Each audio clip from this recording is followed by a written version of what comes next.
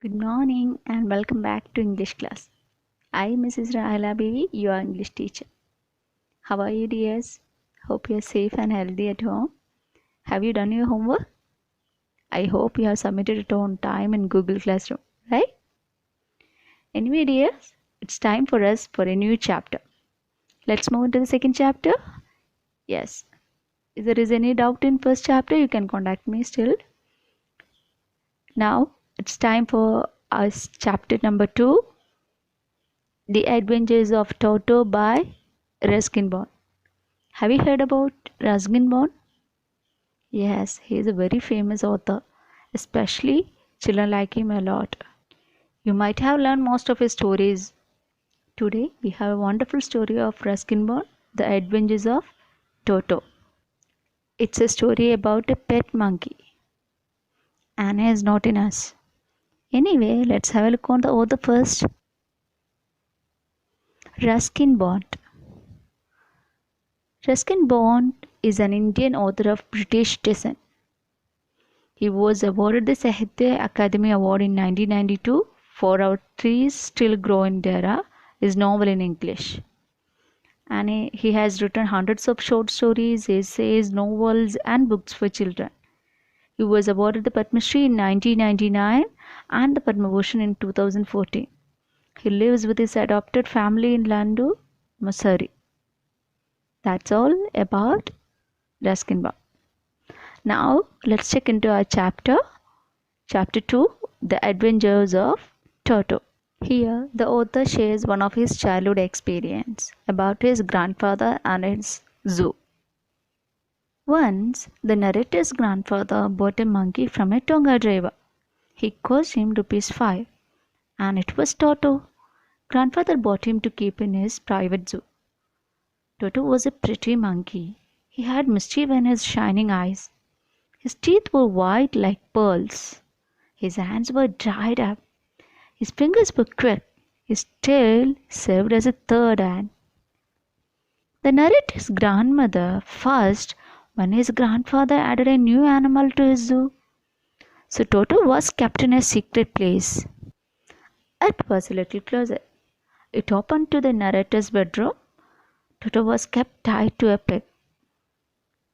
A few hours later, the narrator found a change in his bedroom. Toto had removed the ornamental paper from the walls.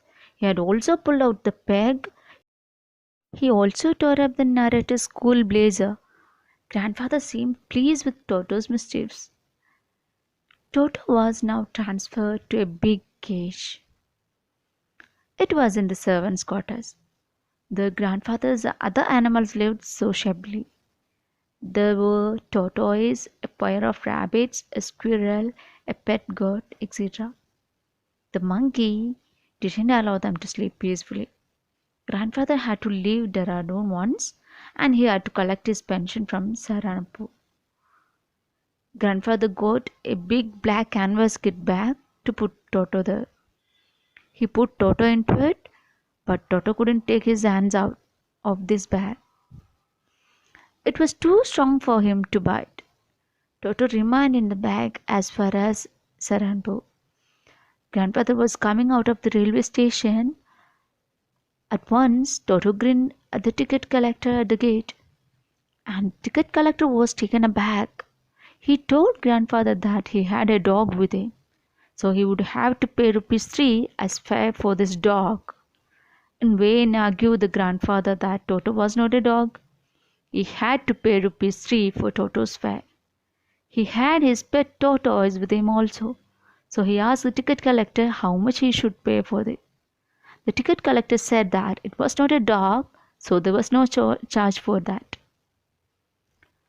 Finally, Toto was accepted in the house. Grandfather gave Toto a comfortable place in the stable. There also Toto got Nana, the family female donkey, as a companion. But Toto continued teasing her. They could never become friends. In winter season, Grandfather gave Toto a large bowl of warm water. It was for him to bathe in it. Toto would sit inside the bowl.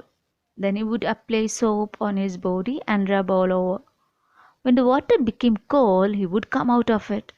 Then he would run to the kitchen fire. There he would warm himself. If anyone laughed at him, he would refuse to bath. Once, Toto nearly boiled himself alive.